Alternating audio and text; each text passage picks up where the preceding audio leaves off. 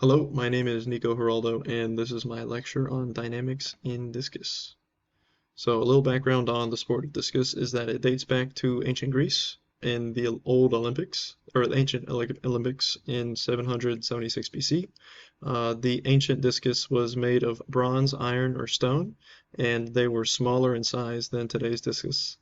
Um, the sport was reintroduced in the 1896 Olympics in Athens, and a modern men's disc can be made of plastic, steel, or plastic, metal, and carbon fiber. The really expensive ones are carbon fiber.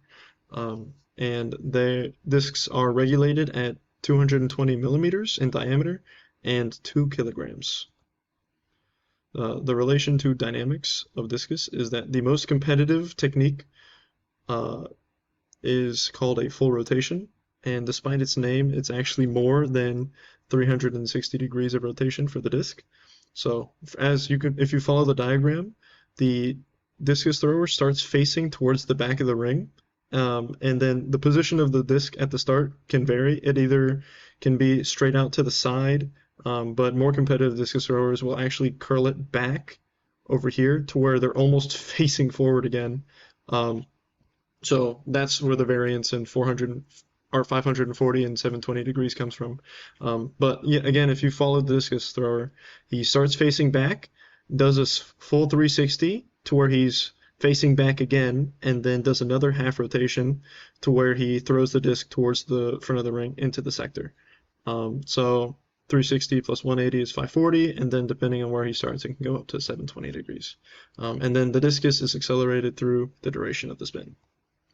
As you can see from my path line, the discus takes a very unique path through the ring. And touching back to where I was saying before, the disc can either start here or here, so it changes just a little bit of how the path starts.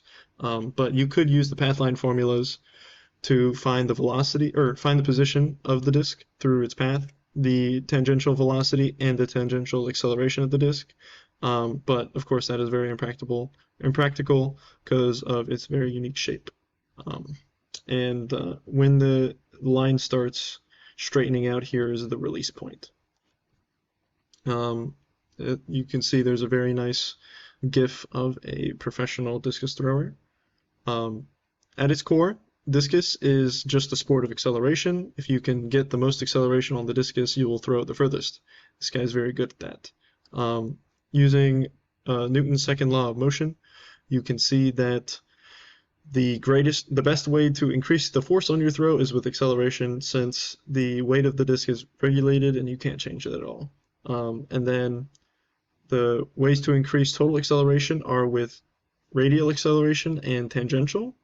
And then they're both very similar in how you can increase those. With radial acceleration, you can either increase your angular velocity, so you can either spin faster, or you can increase the radius of the disc from your body to the disc. That would be the radius that this would be talking about. So basically having a longer arm, which isn't very possible. So the main way you would increase your distance on the throw would be from increasing the angular velocity that you throw the disc. And then very similar story with tangential acceleration. Increase the rate of speed that you spin is what that is. So spin faster or increase your arm length, which is again not very possible. Then you can also treat this movement as 2 points fixed on a rigid moving body, so like a wheel spinning, but the wheel would be rolling with slippage, because as you can see from this path, it's a little different than this blue path right here where the wheel is spinning without slippage. It's more similar to this point on the wheel that has a velocity relative to the center line or the center point. So as you can see here, it would be like having the velocity at point P, which would be on the edge of the circle, have a velocity greater than 0. And if we take a look at these equations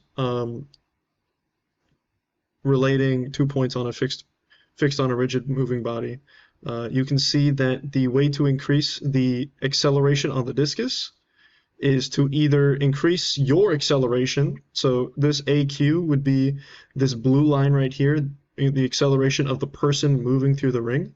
You can either jump through the ring faster to increase your acceleration, which would also in turn increase the acceleration on the discus. And then, as we talked before, we can increase the angular velocity, so spin faster or increase your arm length. And in conclusion, have longer arms, spin faster, jump through the ring faster. Those are ways you can increase your throw distance, or in a more practical sense, increase the acceleration.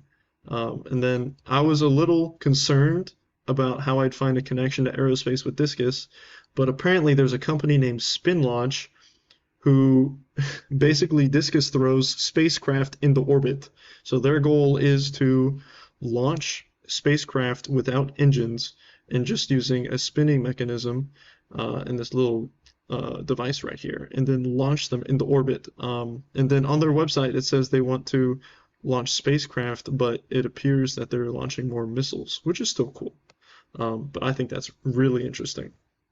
And then these are my sources, and I really quickly want to show a nice Britannica animation of the top of a discus throw, because I think it's very relevant and very interesting. So as you can follow the discus, little spin, launch. So yeah, that is it. Thank you for listening to my presentation.